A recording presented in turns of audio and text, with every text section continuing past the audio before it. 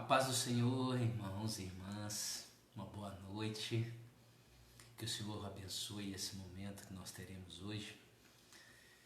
Meus irmãos, esse momento hoje é um momento dedicado a falar de um tema bem contundente na vida de um cristão, aliás, na vida de qualquer pessoa.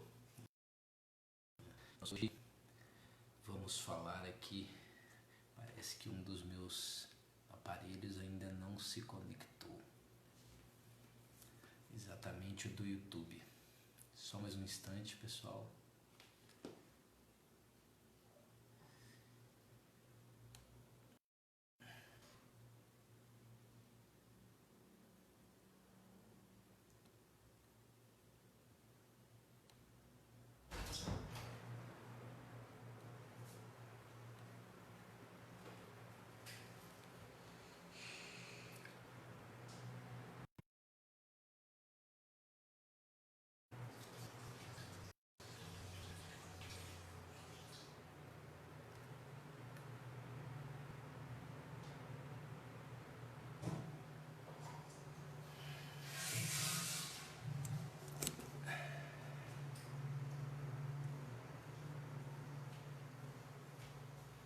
É bom a gente fechar a porta, né? Quê? Porta do banheiro.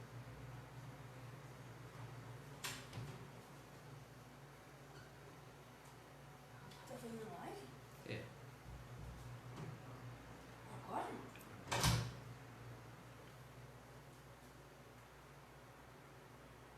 Por que você não tá fazendo nada? Porque ainda não conectou aqui.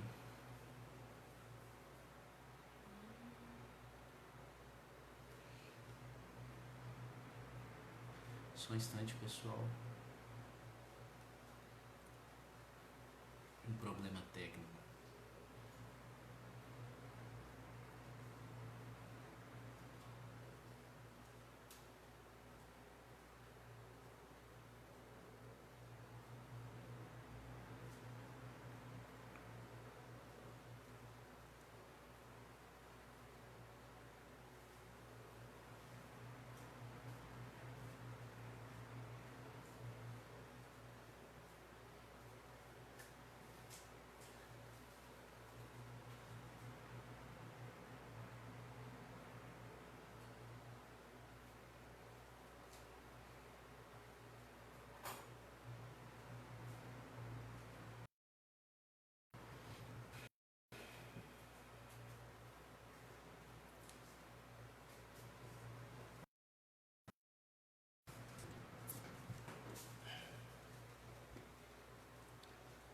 Parece que agora vai.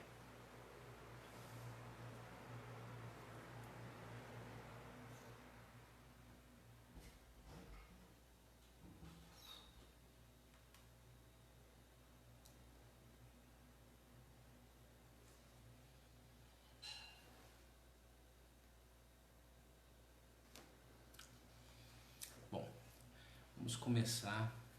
O YouTube parece que não está conectando. Então vamos pelo Facebook mesmo. Depois a gente sobe o vídeo no YouTube se for necessário. Bom, nós vamos falar então de um tema bem contundente, né? Um tema presente na vida de todos nós, de todos os cristãos, de todas as pessoas, né? Praticamente, que é a raiva, né? Nosso tema, o tema dessa nossa série de lives, ele é focado em convencer a raiva, né? O tema é vencendo a raiva.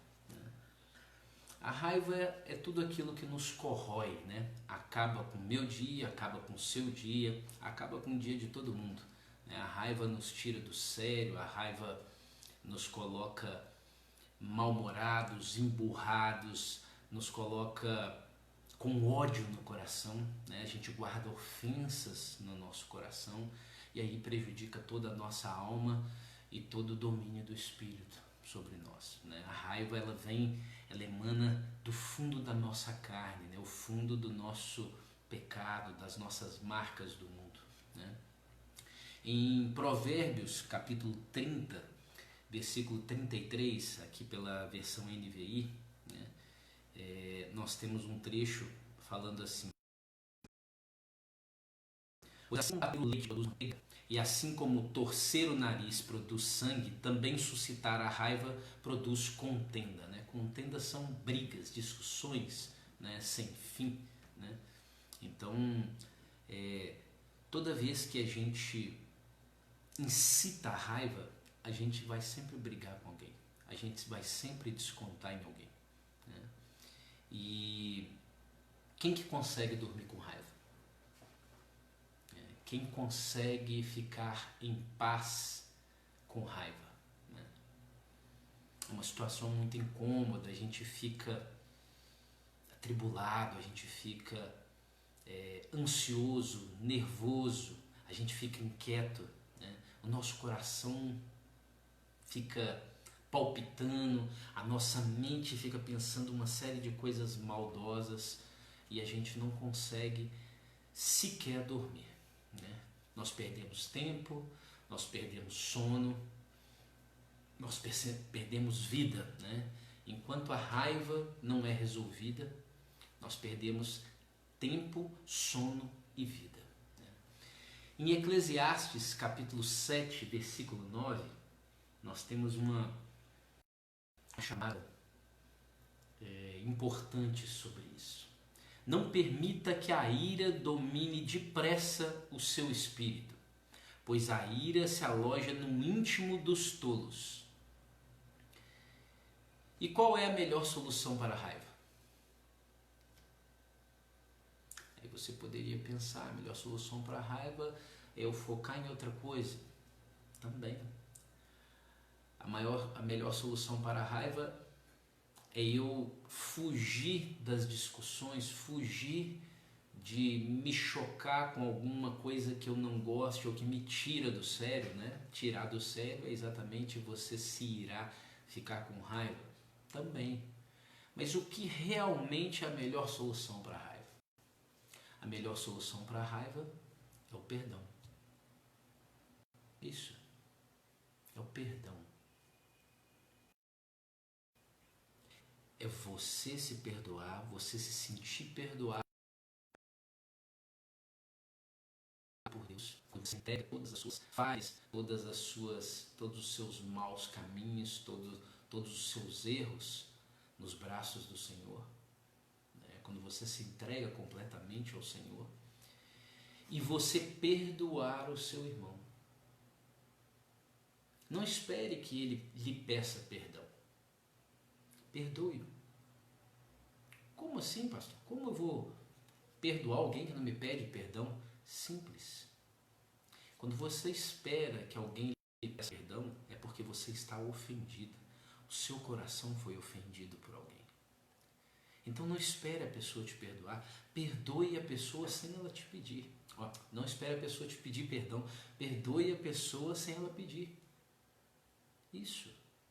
Você tira aquela mágoa, aquela ofensa do seu coração.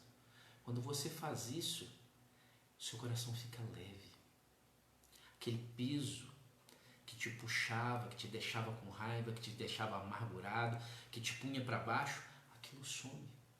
Aquilo some totalmente e te liberta. Da mesma forma quando você confessa os seus pecados ao Senhor, você se sente leve, você é liberto dos seus pecados. Mas não é um perdão qualquer. Esse perdão é o perdão de Jesus. Isso. É o perdão que Jesus nos ensinou. É o perdão que conserta a relação com quem nos criou, com Deus. É aquele perdão que Jesus conseguiu para nós perante o Pai pelo sacrifício. E o sacrifício é sempre alguma coisa que lhe custa. O sacrifício é sempre alguma coisa que te deixa preocupado em perder, que te deixa pensando assim, poxa, eu estou dando alguma coisa de valor. Sim, sim, um sacrifício é dar uma coisa de valor. Um sacrifício é você pensar assim, mas aquela pessoa me magoou tanto, eu não sei se eu consigo perdoar. Claro que consegue. Claro que consegue. Se Jesus conseguiu dar a sua vida para carregar todos os nossos pecados, por que você não consegue mudar um comportamento, uma forma de pensar para perdoar o seu irmão, para ficar livre das ofensas? Sim, você consegue. E por isso, você, quando conserta essa relação com Deus, você também conserta a relação consigo mesmo. E quando você conserta a relação consigo mesmo, você fica em paz. E quando você fica em paz, você não tem raiva de nada, você não fica ansioso por nada, e você não se deprime, não se entristece com nada. Porque não tem nada que te joga para baixo. Então você consegue fazer as pazes com você mesmo, além de fazer as pazes com Deus, com aquele irmão que você se sentiu ofendido, você faz as pazes consigo mesmo. Em Mateus capítulo 11, versículo 29, nós temos assim: tomem sobre vocês o meu jugo e aprendam de mim, pois sou manso e humilde de coração, e vocês encontrarão descanso para as suas almas. Aqui nessa parte nós temos aqui uma fala de Jesus, onde ele está falando: tomem de mim, né? Tomem para vocês, sobre vocês o meu jugo. Porque o jugo do Senhor é leve, o Senhor é isento de pecado. O jugo é aquele peso que você carrega. O Senhor não tem peso. Então, quando ele fala tomem para vocês o meu jugo, né? Tomem sobre vocês o meu jugo, quer dizer o seguinte: me dá aí o seu e use o meu que é leve, pois eu estou isento de pecados, né? E aprendam de mim, que sou manso e humilde de coração. O que ele quer dizer com isso? Quer dizer que ele não se ira, ele não se deixa levar pela raiva, e ele é humilde de coração ao ponto de perdoar a todos que o ofendem. Então ele está nos ensinando como proceder e dizendo o que acontece quando você faz isso. Vocês encontrarão descanso para as suas almas. Se vocês assistiram às outras lives que eu fiz, né, em algumas delas, aliás, em várias delas, eu falo que o ser humano é regido pela sua alma. Ele é feito de 3 camadas. É a camada da carne, que é aquela que guarda as suas marcas, que você sofreu, que você viu, que te deu alegria, aquilo que te deu prazer, você marca tudo na sua carne. Ali você carrega as suas marcas. A camada da alma, que é a camada central do ser humano, que ela é composta pela mente, pelo coração e pelas emoções. Ela é a que rege o ser humano. E a camada do espírito, que é aquela camada que faz a sua relação espiritual com Deus. A camada da carne e a camada do espírito são as camadas capazes de exercer influência sobre a sua alma. Porque a sua alma, por ela ter a mente, que é o que você pensa, você pode pensar coisas ruins, coisas boas, coisas certas, coisas erradas. O seu coração, que é aquilo que te faz palpitar por alguma emoção ou sofrer por alguma emoção e guardar essas emoções de forma agitada, batendo mais rápido, batendo mais lento, né? Batendo. E a parte das emoções, que é a parte que influencia tanto no coração quanto na mente, né? A mente é influenciada pelas emoções e o coração é influenciado tanto pelas emoções quanto pela mente. E o que faz essas nossas emoções ressurgirem ou aflorarem? A nossa carne ou o nosso espírito? porque os dois não dão certo. Você não pode ir para um lado e para o outro, não tem como. Você escolhe ou ir para o lado direito ou para o lado esquerdo, ou ir para cima ou ir para baixo. Não tem como você ir para dois lugares, não tem jeito. Então você escolhe para onde você quer ir, para cima, para baixo, para a esquerda, para a direita, não é mesmo? E não tem como você servir ao Espírito e servir à carne. Algumas pessoas acham que tem. Elas vão servir o Espírito dentro da igreja e quando saem da igreja vão para o boteco, vão se prostituir ou fazer uso de prostituição, que é a mesma coisa. Vão ver pornografia, vão viver de pornografia, se tornam violentos com suas esposas, maridos, filhos, pais, amigos. E dentro da igreja eles parecem santos. Não existe isso. Ou você é correto, ou você não é correto. Ah, mas a gente pode tentar ir ficando correto? Pode, mas enquanto você está ficando, você não é. Você só é correto quando você anda sempre no caminho reto do Senhor. Ah, pastor, então nós não somos corretos, porque nós somos pecadores. O Senhor já disse isso em outras lives, não é isso? Isso. Nós somos pecadores, nós temos que fazer o possível e o impossível para não pecar. Ou seja, buscar sempre a semelhança do Senhor. Buscar sempre uma vida reta, uma vida pautada na frutificação do Espírito. Como eu já citei em outras lives, lá em Gálatas 5, né, versículos 22, 23, 24, parece, né, que é de 22 para frente, né, onde fala exatamente dos aspectos que frutificam no Espírito. E fala um pouco antes também daqueles que frutificam o pecado, o maligno. Né? Então ali a gente tem os direcionamentos de o que a gente deve seguir, o que a gente não deve seguir, explicitamente tem escrito como nós devemos proceder. Né? E aqui no caso, a gente está falando exatamente que se você seguir o que Jesus está dizendo, né? Aprender dele, que é manso e humilde de coração, nós encontraremos descanso para as nossas almas. Em Efésios, capítulo 4, versículo 31, ele nos dá um conselho a respeito disso. Né? Paulo, né, escreve dando um conselho a respeito disso. Livrem-se de toda amargura, indignação e ira, gritaria e calúnia, bem como de toda maldade.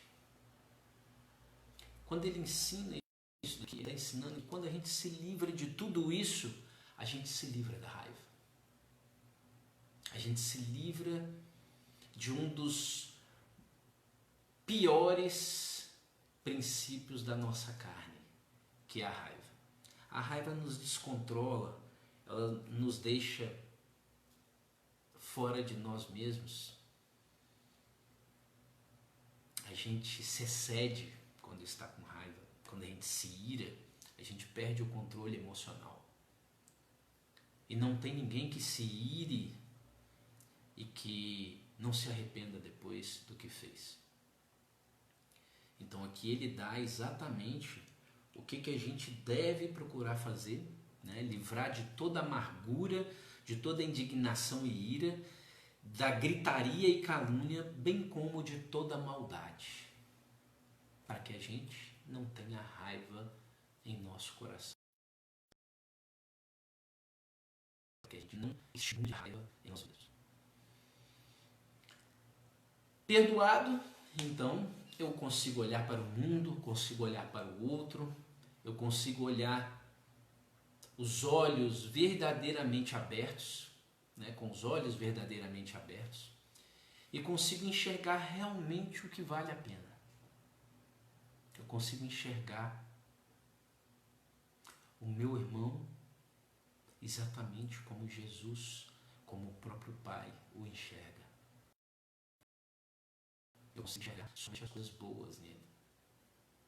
e com esse olho aberto pelo perdão, pela isenção da mágoa, né? Pela isenção de todo pecado, de toda angústia, né? De todo machucado, de toda ofensa que havia no meu coração, eu consigo olhar para o outro, para o meu irmão, com os olhos de Deus, com os olhos de amor, com os olhos de misericórdia, sem maldade, sem acusação, sem julgamento.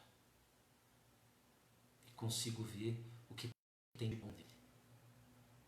E consigo, estando em paz comigo mesmo, fazendo isso, tirando toda ofensa do meu coração, eu consigo não me ofender facilmente caso essa outra pessoa esteja irada, esteja com raiva, esteja amarga. Basta eu ter paz. Quando eu tenho paz, eu consigo olhar e ouvir esse irmão sem me deixar pela raiva. E então, com esse perdão divino, com esse perdão que vem de Deus, eu posso oferecer perdão. Posso pedir perdão. Posso viver perdão. Porque eu estou em paz. Quando eu me livro do peso do meu fardo, eu consigo viver em paz. E eu consigo oferecer perdão, consigo pedir perdão quando eu erro. Não só para Deus, mas para o meu irmão também, quando eu o ofendo, quando eu faço alguma maldade com ele. Eu consigo perceber esse erro, ter esse discernimento e pedir perdão a ele. Vejam a paz que Jesus oferece para nós. Lá em João capítulo 14, versículos 25 a 27, também na nova versão internacional, a NVI. Tudo isso tenho dito enquanto ainda estou com vocês. Mas o Conselheiro, o Espírito Santo, que o Pai enviará em meu nome, ensinará a vocês todas as coisas e fará vocês lembrarem tudo o que eu disse. Deixo a paz a vocês, a minha paz dou a vocês. Não a dou como o mundo dá. Não se perturbe o seu coração, nem tenham medo. Então, a paz de Jesus, ela não é a mesma paz que a gente tem no mundo. A paz que o mundo diz que a gente tem é quando a gente está sem problema financeiro, é quando a gente está num lugar tranquilo, é quando a gente está isolado das pessoas. Não, a paz que Jesus nos dá é aquela paz que independe do local que você está. Aquela paz é a paz interior, a paz de Jesus é aquela paz que te livra de todo peso, de todo pecado, de toda ofensa e te deixa em paz consigo mesmo. Te deixa em paz com o Pai e te deixa em paz consigo mesmo. Essa é a paz que Ele nos deixa, não é a paz do mundo. E Ele ainda nos deixa o Espírito Santo de Deus, que é o nosso conselheiro, que é o nosso parceiro diário, o nosso amigo presente e que nos dá discernimento entre o bem e o mal e o que nós devemos e não devemos fazer. E diante dessa paz, a raiva se esvai. Ela acaba totalmente. Também no mesmo capítulo de João, mas aí em versículos anteriores, no capítulo 14, versículos 1 a 4, nós temos aí: não se perturbe o coração de vocês, creiam em Deus, creiam também em mim. Na casa de meu Pai há muitos aposentos. Se não fosse assim, eu teria dito a vocês: vou preparar lugar para vocês. E quando eu for e preparar lugar, voltarei e os levarei para mim, para que vocês estejam onde eu estiver. Vocês conhecem o caminho para o meu. Aqui Jesus nos mostra que há na casa do Pai lugar para todos os filhos. E que nós conhecemos o caminho. E esse caminho é a verdade, esse caminho é a palavra, esse caminho é um caminho reto, é um caminho que frutifica o Espírito. Esse é o caminho do Senhor, esse é o caminho para o reino dos céus. É um caminho de perdão, um caminho sem pecado, sem ira, sem maldade. É um caminho que te deixa em paz consigo mesmo. É um caminho que te faz não preocupar com o amanhã, não preocupar com o seu futuro. Então, se você não preocupa com o que vai acontecer amanhã, você não tem ansiedade. E ele faz você esquecer do seu passado, porque ele te perdoa de tudo que aconteceu para trás. Ele te lava por completo com o sangue de Jesus e te deixa mais branco do que a neve, te deixa mais puro e mais limpo do que a água e te faz digno da presença do Espírito Santo, da morada permanente do Espírito Santo. Então, este é o caminho que Jesus diz que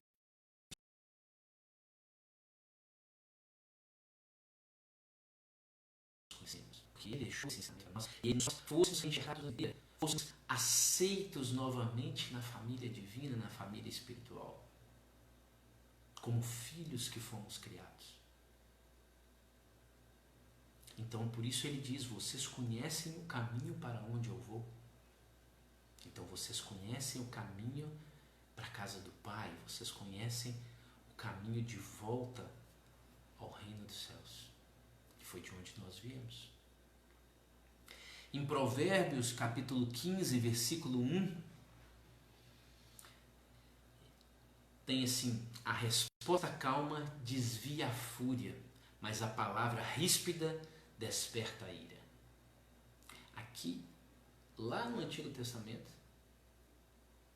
ele ensina, através da palavra, que quando você responde calmamente um irmão,